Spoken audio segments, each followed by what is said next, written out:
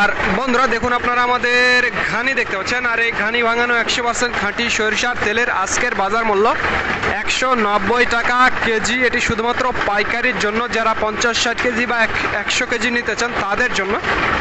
আর যারা অল্প পরিমাণ নেবেন, স্পেশালি 5 লিটার বা 10 লিটার, তাদের জন্য 200 টাকা লিটার এবং তাদের জন্য হোম ডেলিভারির একটি ব্যবস্থা রয়েছে।